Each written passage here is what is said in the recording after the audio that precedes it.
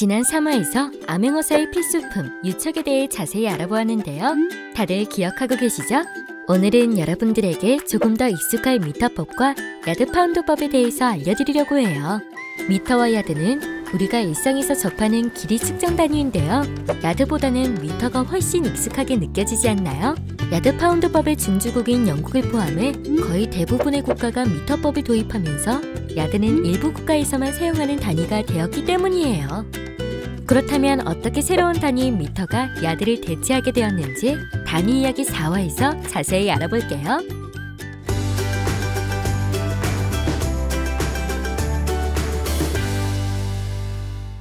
중세부터 19세기까지 오랜 전통의 단위인 야드의 유래에 대해서 먼저 살펴볼게요. 12세기 영국 헨리 1세는 본인의 신체를 기준으로 하여 여러 단위를 만들었답니다.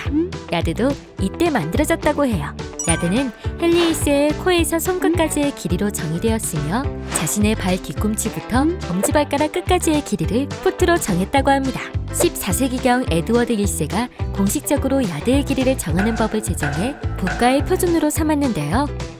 1야드는 왕의 코에서 왕의 손끝까지의 길이로 공식적으로 정의되어 상업활동이나 토지 측량 등에 활용되었답니다. 18세기에 이르러서는 더욱 정확하고 표준화된 길이가 필요해지면서 영국에서는 영국 제국 단위 시스템을 도입해 1야드를 정확히 36인치로 정의했어요. 그렇다면 후발주자인 미터법은 어떻게 전 세계에서 사용되는 국제 표준이 되었을까요? 우리가 지금 사용하고 있는 미터라는 단위는 1789년 발생한 프랑스 혁명의 유산인 거 알고 계셨나요? 18세기까지 유럽 대부분의 국가들은 지역별로 각기 다른 단위를 사용하고 있었습니다. 영국의 야드도 그중 하나였겠죠? 17세기 프랑스 지역에는 길이, 무게, 부피 등 측정을 위한 25만 가지 단위가 존재하여 무역과 상업에서의 혼란이 많았습니다. 또한 영주들이 각기 다른 도량형을 악용하여 농민들을 수탈하기가 쉬웠죠. 프랑스 혁명 당시 시민들은 길이도 하나, 무게도 하나라는 구호를 외치며 모든 시대 모든 사람이 인정할 수 있는 기준 제정을 요구하였답니다.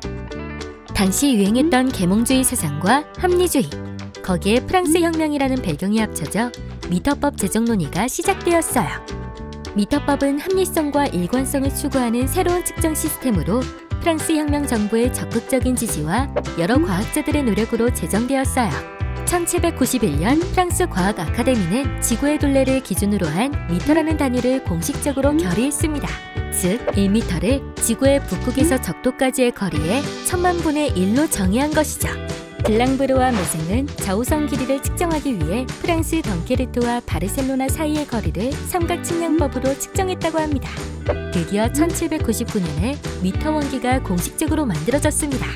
미터의 정의는 지구의 둘레를 기준으로 한 만큼 당시 기술로서는 매우 정밀하고 어려운 측정이 필요한 단위였어요. 이렇게 인증된 최첨단의 표준을 프랑스만 사용할 수는 없었겠죠?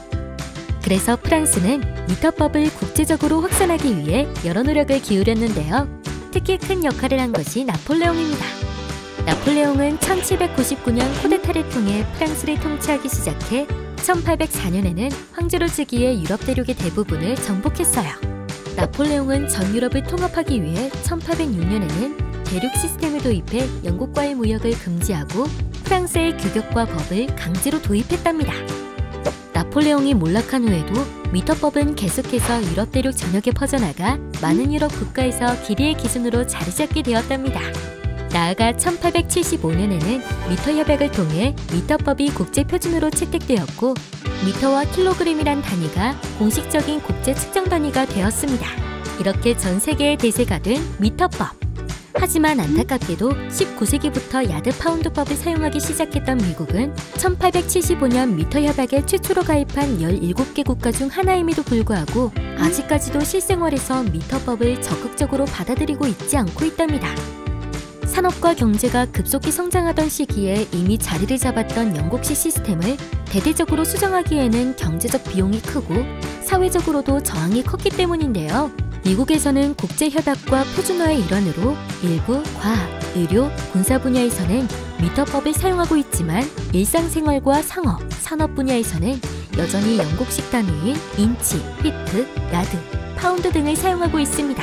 그래서 발생한 무시무시한 사고가 있는데 바로 1999년 미국 나사가 우주로 보낸 약 4,500억 원 규모의 화성 탐사선이 폭발한 사건입니다. 폭발의 원인은 어이없게도 프로그램 계산에 쓰인 단위를 혼용해 사용했기 때문이었는데요. 우주선 제작사는 야드를, 나사에서는 미터를 기준 단위로 인식했기 때문이었답니다. 전 세계의 약속이자 기본이 되는 단위.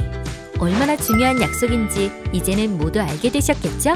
큐빅부터 미터까지 측정 표준의 역사를 소개하는 단위 이야기. 다음에 더 흥미롭고 재밌는 이야기로 돌아올게요.